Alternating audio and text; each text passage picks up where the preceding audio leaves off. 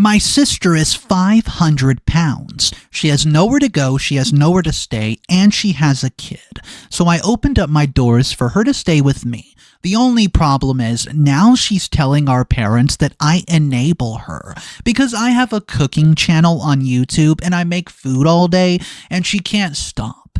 Well, here's the problem. I open up my kitchen one day and find hundreds of dollars worth of food gone a day before I was going to make the biggest cooking video on my channel. And you won't believe what my parents have to say about this when I kick her out.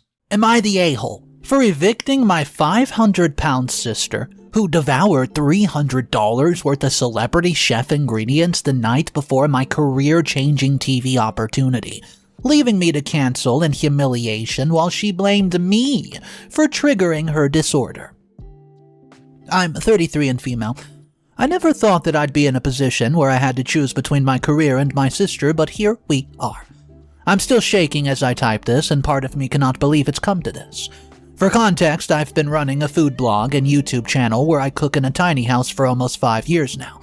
I started it when I was living in a 380 square foot studio apartment with a kitchenette barely big enough for one person. It was after my divorce, another story entirely, when I was broke and trying to rebuild my life. Cooking became my therapy, and despite the limitations of my tiny kitchen, I learned to create gourmet meals in that cramped up space. I documented everything online as a creative outlet, never expecting anyone to watch. Well, the channel unexpectedly blew up during the pandemic when everybody was stuck at home cooking. What started as a hobby turned into my full-time job. Now, with 1.2 million subscribers, I'm not rich by any means, but for the first time in my life, I'm financially stable and doing something I genuinely love. I even managed to move into a slightly larger place. Still small, 800 square feet, but with a proper kitchen for filming. My sister Vera, she's 29, has always struggled with her weight and mental health. We grew up in a household with parents who were obsessed with the diet culture, which affected us both differently. I developed anorexia in my teens, recovered now, while Vera went the opposite direction with binge eating. She's been in and out of therapy programs since she was 16 years of age, and I've tried to be supportive while maintaining healthy boundaries. When she lost her job 6 months ago, I offered to let her and my nephew Ethan stay with me temporarily. Ethan is the sweetest kid, curious and creative, and I thought having him around would be fun. The plan was that Vera could help with some behind-the-scenes stuff for the channel. You know, editing, social media, etc. I'd help her look for a new job, and Ethan could attend the better school in my district. It's a win-win, right? The problem started almost immediately. At first, it was small things. Vera would finish off leftovers I was saving, or snacks and ingredients I had bought for specific recipes. I tried to be understanding, stocking the kitchen with additional snacks just for her and Ethan, but it escalated quickly. Within weeks, I would wake up to find entire bowls of chopped veggies, pounds of marinating meats, specialty ingredients I'd ordered online for specific recipes, gone. I'd spend hours meticulously preparing components for a video, only to discover them missing the next morning. Once I made a 3-tier cake for a birthday-themed episode that took all day, and then I woke up and 2 entire tiers were eaten. 2! I had to scramble to remake them before filming. I tried talking to Vera about it multiple times, explaining that this was my job and livelihood, not just fun cooking. She'd cry, apologize profusely, and promise it would never happen again, and then do it again later. She would blame stress, insomnia, anxiety. All valid struggles, but they were directly affecting my ability to work. I started locking up ingredients in a mini fridge in my bedroom, which felt ridiculous but necessary. I even labeled every single container with filming, do not eat, but it didn't help. The situation was also affecting Ethan. He'd asked why his mom was crying so often, or why I seemed angry in the mornings. I tried to shield him from our conflicts, but kids notice everything. I'd see him watching our interactions with worried eyes, and it broke my heart. Then 3 weeks ago, I had an opportunity that could change everything. A famous chef, I think a James Beard award winner, reached out about collaborating on a special series for the new cooking platform. This was not just a YouTube collab. No, this could seriously take my career to the next level. We're talking potential Food Network discussion, cookbook offers, and the kind of exposure small creators just dream about. I spent a week planning the menu, testing recipes, and dropped $300 on specialty ingredients, including some hard-to-find items that the chef specifically requested. I'm talking imported truffles, heritage breed ducks, artisanal cheeses that had been overnight shipped. A serious investment for someone like me. The night before filming, I had everything prepped and stored. I specifically sat Vera down, explained how life-changing this opportunity was, and begged her not to touch anything. I even offered to order her favorite takeout as an alternative. She swore she wouldn't touch a thing. I put sticky notes on everything saying, "Do not eat. Filming tomorrow, career opportunity." I woke up at 6 in the morning to do final preparations before the chef arrived at 9 a.m. When I opened the refrigerator, my stomach dropped. Everything was gone. The marinated duck, the specialty cheeses, the handmade pasta, the desserts that I'd spent days perfecting, all of it, completely gone, not even scraps left. I found Vera asleep on the couch with empty containers scattered around her like a crime scene. Food stains on the couch, wrappers everywhere, even the packaging from the specialty ingredients tossed aside. I lost it. I screamed at her to wake up, demanding to know what happened, and she startled awake, looking confused for a moment before her face crumpled. She started sobbing uncontrollably, saying that she'd had a bad night, felt overwhelmed with anxiety about job rejections, and just needed something to calm down. When I pointed out that she'd eaten everything, not just something, she got defensive. She accused me of being cruel about her disorder, saying I was flaunting food in front of her daily. She even suggested I'd set her up to fail by having tempting food in the house. With less than 3 hours until the chef arrived, I had to make the most humiliating call of my career. I canceled, making up an excuse about a family emergency, and the chef was understanding but clearly disappointed. And I knew in that moment that I'd probably lost the opportunity forever. I sat on my kitchen floor and cried after hanging up. That day, once I calmed down enough to speak without yelling, I told Vera that she and Ethan need to move out by the end of the month. I couldn't risk my career. She became hysterical, accusing me of choosing the internet over family and saying I was triggering her disorder with all my cooking and food focus. She called up our parents, who immediately called me to say that I was being heartless, giving her mental health struggles. Here's where it does get complicated. I genuinely care about Vera and Ethan. I'm worried about her health. Her binging has gotten worse since moving in with me, not better. And Ethan needs stability, not constant tension. I offered to continue helping financially until she finds a job, and suggested that she move in with our parents who live 45 minutes away. But she refuses, saying that she cannot live with them because they control her food. I suspect that means they don't enable her binge eating.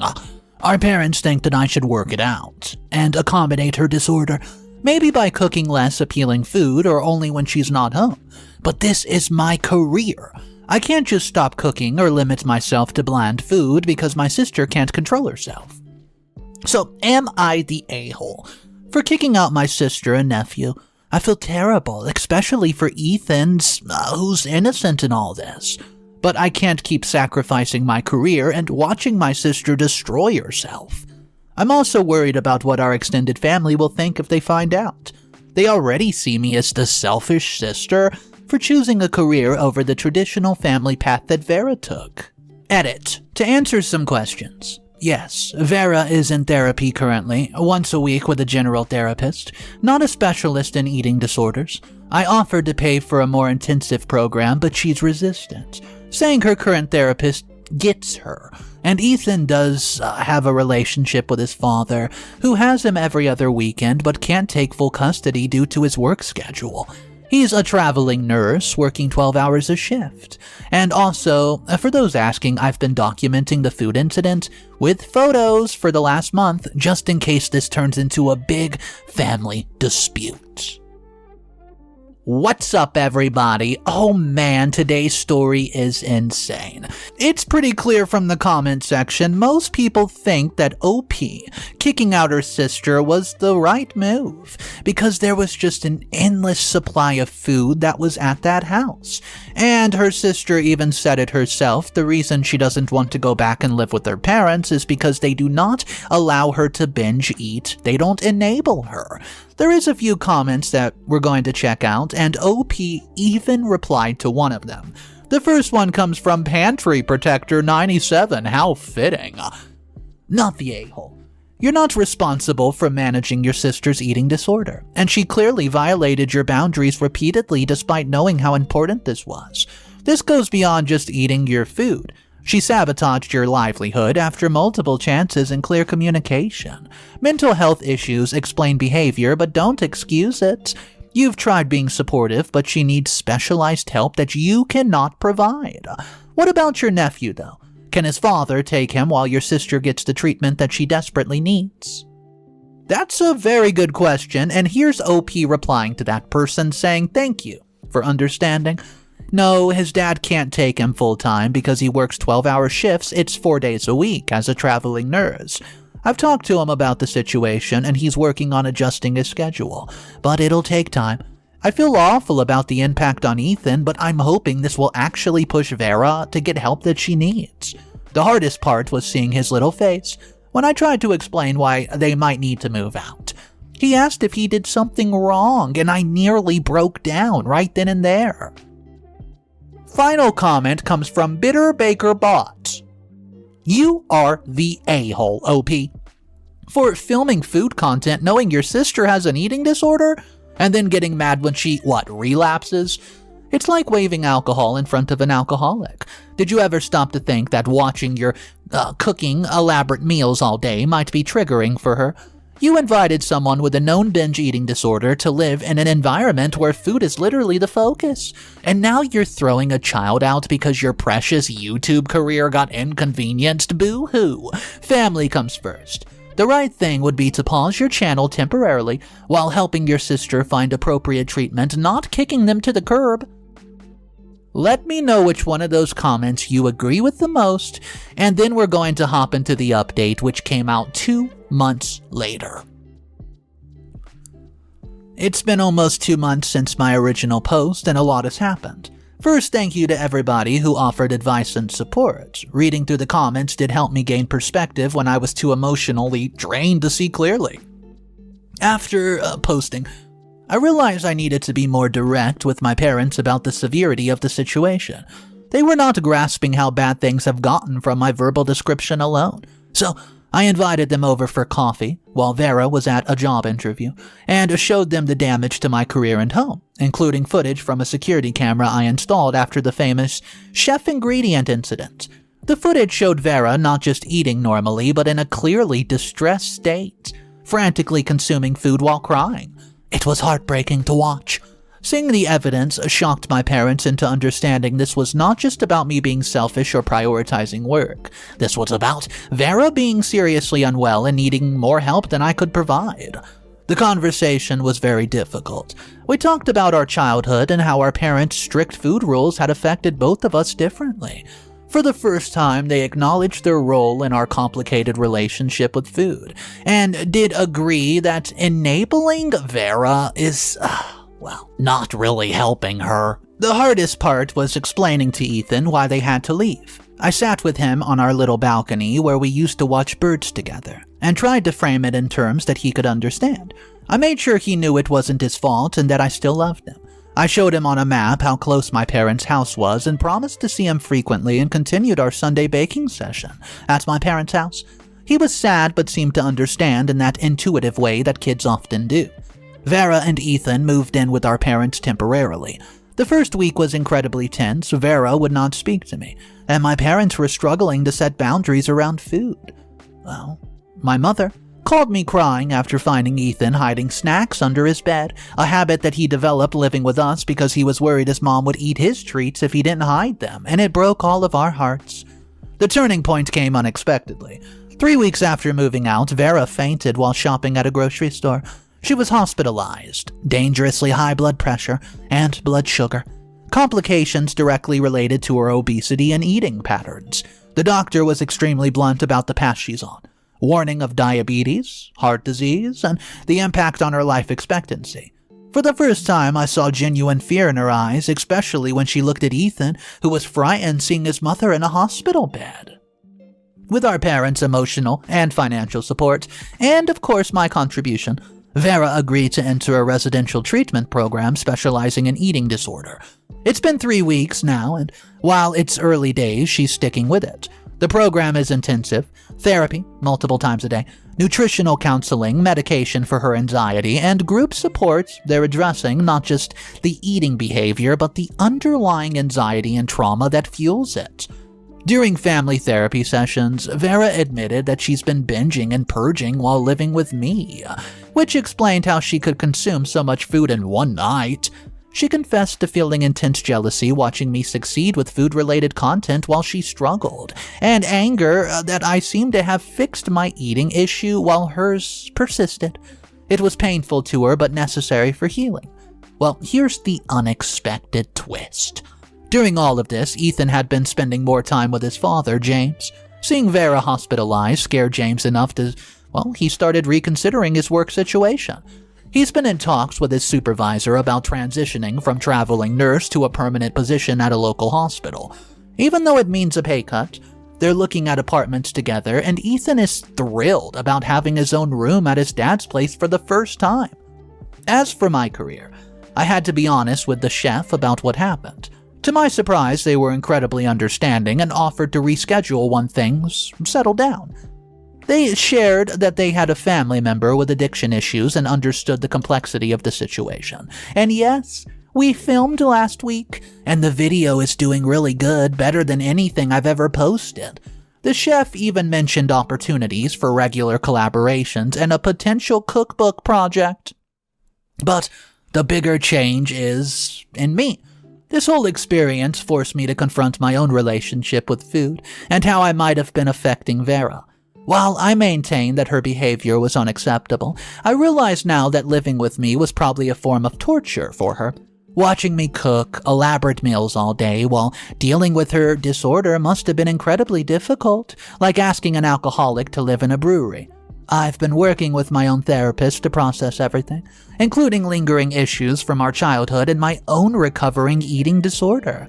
I've realized that part of my fascination with creating beautiful, perfect food might still be connected to history of restricting myself.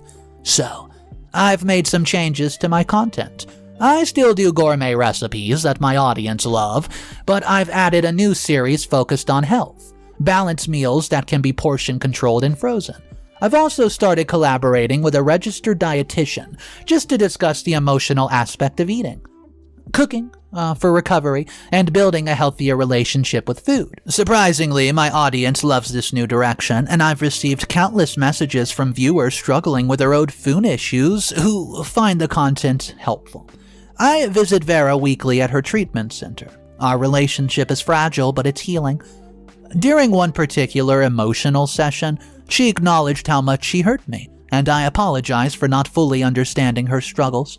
She is starting to talk about what she wants her future to look like when she completes the program, including potentially going back to school for social work to help others with eating disorders too. As for Ethan, I still see him twice a week. James and I have developed a friendship I never expected, and we're committed to providing stability for Ethan while his mom gets better. Last week, I taught Ethan how to make a simple banana muffin in James' new apartment, and seeing his proud face when they came out perfectly was the highlight of my month. I still feel guilty sometimes about how everything unfolded, but I believe it led to everyone getting the help and changes that they just truly needed. My sister is finally getting proper treatment, Ethan is developing a stronger relationship with his father, and my parents are confronting their own issues with food and parenting, and I'm growing as a person and content creator. Sometimes the kindest thing is not the easiest, and sometimes a crisis is what forces necessary change. I'm cautiously optimistic about our future as a family, even if it looks different than what I could have imagined. Wow, It's not every day that you see a nice, happy ending, but for once, we see somebody getting help, a family coming together and understanding the struggle of the sister, and even OP who's willing to change your content a little bit just to, set back so it's not only gourmet food. Let's check out these 3 comments, and yes, OP did reply. The first one comes from Tiny Living Large. Yes! This is how updates should be. Everybody getting help that they need, real accountability, and personal growth. So refreshing to see someone who could admit their part while not excusing the other person's behavior. Your sister's situation sounds similar to what my cousin went through. The residential program made all the difference for her after years of outpatient therapy that never quite worked. And your new content direction sounds amazing. Would you mind sharing your channel? I struggle with portion control myself and would love to see your approach. Guys, that is a wholesome comment, and yes, like I said, this update is all about people getting the help they need. OP actually replied to this content and said this. Thank you! The residential program has been life-changing already. Her therapist explained that for severe cases like Vera's, the immersive environment makes a huge difference, because they can address the behavior in real time.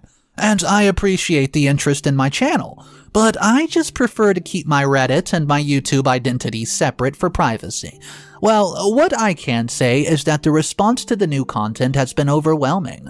Turns out a lot of people are looking for that balance between food is joy and food is nourishment, without some shame attached to it either. My approach focuses on meals that are satisfying but not triggering. No diet food language, just good food in reasonable portions with lots of flavor, so you don't feel deprived. If you're looking for something similar, I do recommend checking out Abby Sharp, or maybe even Mind Over Munch on YouTube. They have something similar with my philosophies. Guys, the final comment of the story, it comes from Honest to a Fault, and you know what? They're a little bit skeptical. I'm sorry, I'm skeptical about this happy ending. You're acting like 3 weeks into a treatment has magically fixed your sister, when eating disorders have some of the highest relapse rates of any mental health condition. My sister did 6 different residential programs over 8 years before it finally stuck. And now you're profiting off healthy eating content while your sister is still institutionalized? Sounds like you found a way to monetize her struggle while pretending to be a supportive character. Not to mention, your nephew is now bouncing between 3 different homes. Kids need stability, not adults who rearrange their lives every few months when things get a little tough. Just saying that no one else will. This isn't over by a long shot, and everybody patting you on the back is setting you up for disappointment when real life happens. Guys, I do want to know what you think about that comment. It has only been, a few weeks? 3, I think they said. So it's right to feel skeptical, but at the same time, positive reinforcement is not a bad thing. I want to know which comment you're siding with the most. The person who says it's skeptical, or the one that is more reassuring, even though I do agree with some of the skeptical things that the person said, Honest to a Fault. Let me know down below in our comment section, guys, and if you're new to the channel, make sure you hit that subscribe button. Look for the Mr. Reddito logo before you click on the thumbnail. This is the channel I'll be posting 2 videos on. Make sure you're subscribed. Have a great day. I'll see you tomorrow. And of course, remember, it's cool to be kind. Peace.